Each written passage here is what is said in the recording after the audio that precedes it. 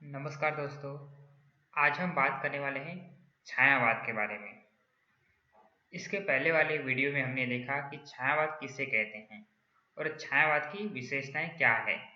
तो कुछ विशेषताएं रह गई हैं, वो आज हम पूरा करेंगे।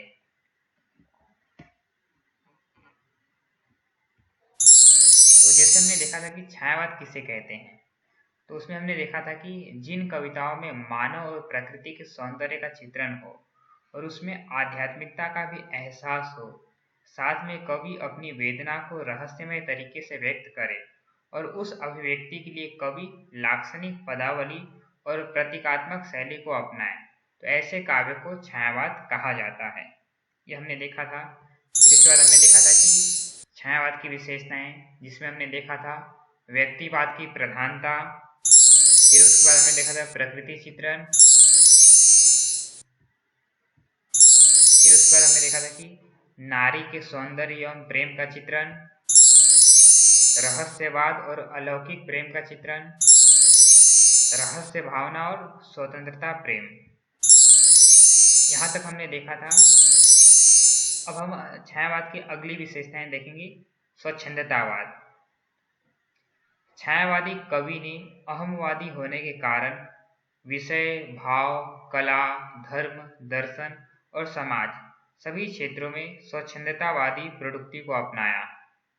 उसे अपने हृदय की बात कहने के लिए किसी भी प्रकार का शास्त्रीय बंधन और रूढ़ियां स्वीकार नहीं है।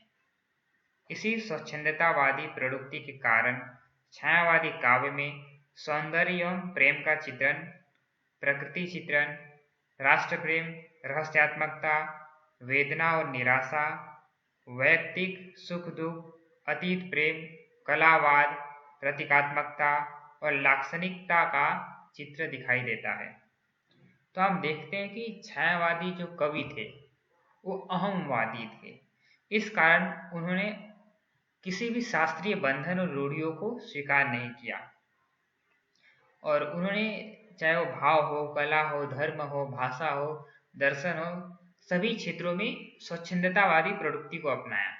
तो जैसे कि स्वच्छंदतावादी प्रवृत्ति की कुछ विशेषताएं होती हैं, जैसे कि स्वच्छंदतावादी कवि अपने काव्य में सौंदर्य एवं प्रेम का चित्रण करता है, प्रकृति चित्रण करता है, राष्ट्र प्रेम और रहस्यात्मकता, वेदना और निराशा, वैयक्तिक सुख दुख, अतीत प्रेम, कलावाद, ये सभी स्वच्छंदतावाद की विशेषताएं हैं।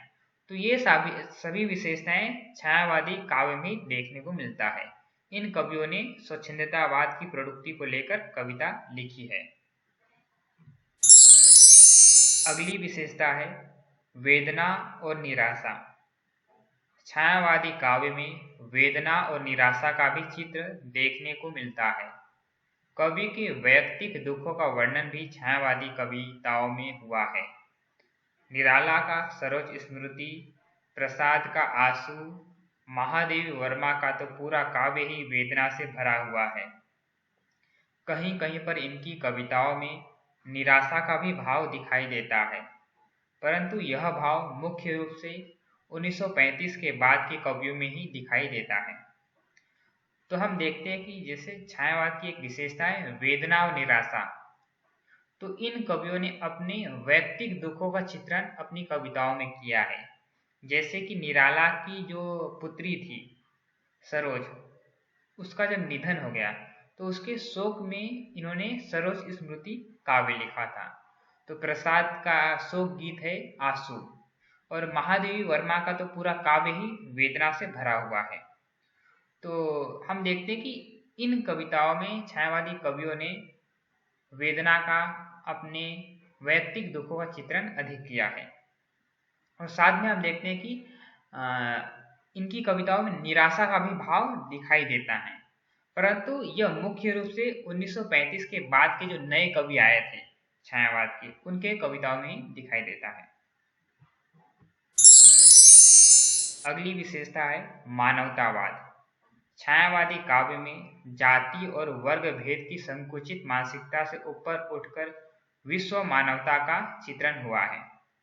तो हम देखते हैं कि छायावादी जो कवि थे वे किसी भी जाति और वर्ग भेद की संकुचित जो मानसिकता है उसमें विश्वास न करके उससे ऊपर उठकर विश्व मानवता का चित्रण अपनी कविताओं में करते थे। यानी कि उनका मानना था कि मानव केवल मानव है, उससे वो किसी जाति, धर्म, वर्ग से नहीं जोड़ते थे। मानव को केवल मानव के ही रूप में देखना वो पसंद करते थे। युग का प्रभाव, तो हम देखते हैं कि जैसे कि छायावाद के समय में, जो छायावाद का समय है 1918 से लेकर 36 तक, तो उस समय कुछ राष्ट्रीय आंदोलन भी चलाए जा रहे थे। तो उस समय का जो तत्कालीन युग है उसका प्रभाव छायावादी कविताओं पर पड़ता हुआ दिखाई देता है। तो हम देखेंगे छायावादी काव्य में तत्कालीन युग का प्रभाव पड़ा हुआ दिखाई देता है। राष्ट्रीय आंदोलन, सामाजिक समस्याओं तथा वैज्ञानिक युग बोध में बौद्धिकता की अधिकता के कारण मानव जीवन में व्याप्त अशांति, असंतोष तथा असंतुलन का चित्रण छायावादी काव्य में हुआ है। आधुनिक युग जीवन की अशांति का कारण है। ज्ञान दूर कुछ क्रिया भिन्न है। इच्छा क्यों पूरी हो मन की, एक दूसरे से ना मिल सके, यह विडंबना है जीवन की।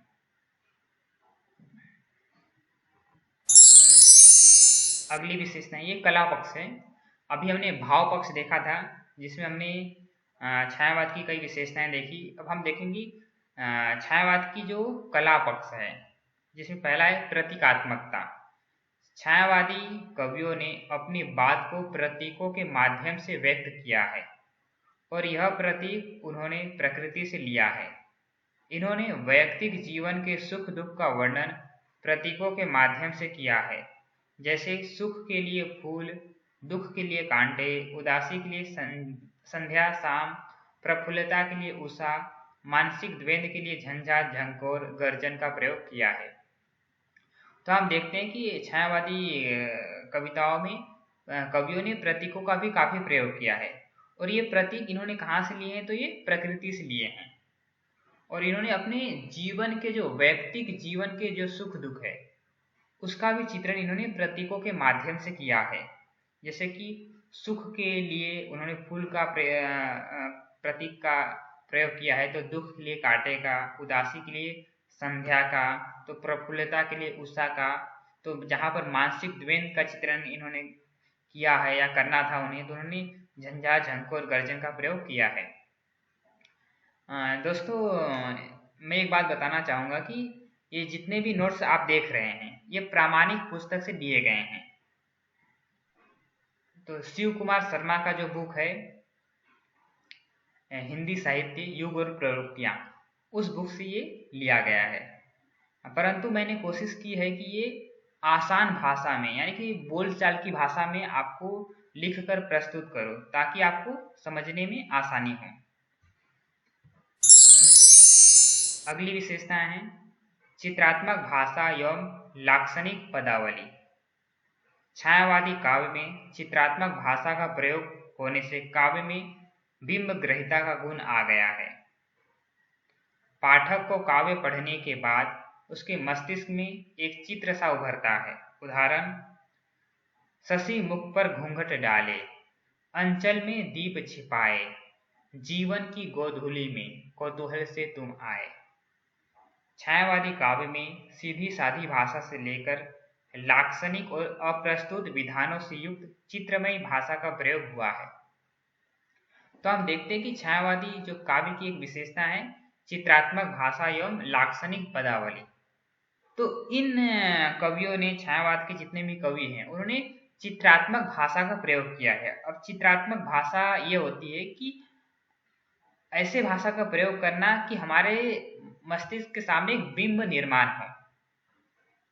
तो जैसे कि एक पंक्ति का उदाहरण है कि शशि मुख पर घूंघट डाले, अंचल में दीप छिपाए, जीवन की गोधूली में कौतूहल से तुम आए।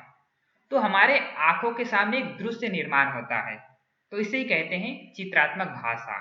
और इसके साथ ही इन्होंने लाक्षणिक पदावली, यानी कि जैसे आप लोगों ने शब्द शक्तियाँ पढ़ा होगा, अभिधा, लक्षणा, व्यंजना। तो यहाँ पर जो लक्षणा यानी कि लाक्षणिक शब्दों का, लाक्षणिक पदावली का इन्होंने अधिक प्रयोग छायावादी कवियों ने अपने काव्य में किया है। अगली विशेषताएं देखेंगे हम। गेयता। छायावादी कवि न केवल कवि थे अपितु वे संगीत के भी अच्छे जानकार थे। इसलिए उन्होंने अपने काव्यों में छंद और संगीत का अच्छा प्रयोग किया है। कवियों ने प्राचीन छंदों के प्रयोग के साथ ही नए छंदों का भी निर्माण किया है। उन्होंने मुक्तक छंद और अतुकांत में भी कविताएं लिखी है। छायावादी कवि प्रणय, यौवन और सौंदर्य का कवि है। गीति शैली उसके विषय के लिए बहुत ही उपयोगी था।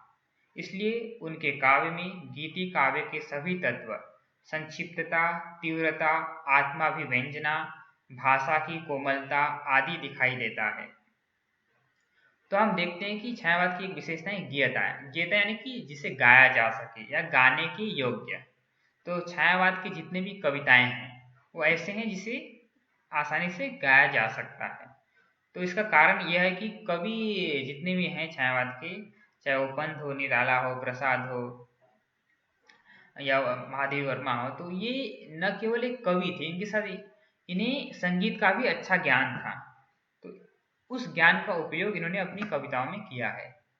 और मैंने ये जो नोट्स बनाए हैं इस हिसाब से बनाए हैं ताकि आप कोई भी एग्जाम दे रहे हो उसके लिए काफ़ी उपयोगी हो। चाहे वो आप यूपीएससी एमपीएससी की एग्जाम दे रहे हो, नेट सेट का दे रहे हो या बीए और एमए की तैयारी कर रहे हो, तो हर एग्जाम के लिए ये उपयोगी है।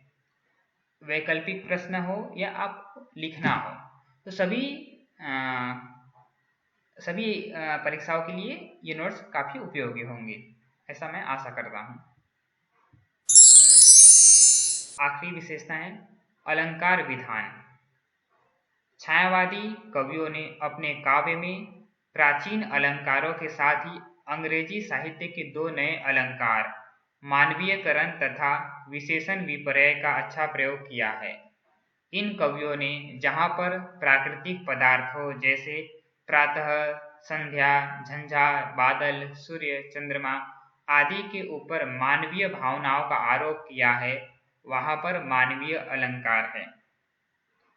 तो जैसे कि मानवीय अलंकार एक है, मतलब प्राकृतिक वस्तुओं पर जब मानव का आरोप किया जाता है तो उसे मानवीयकरण कहा जाता है।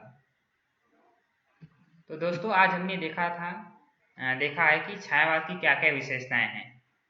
तो अगले वीडियो में हम देखेंगे प्रयोगवाद, क्योंकि प्रगतिवाद हमने पहले ले लिया है। धन्यवाद।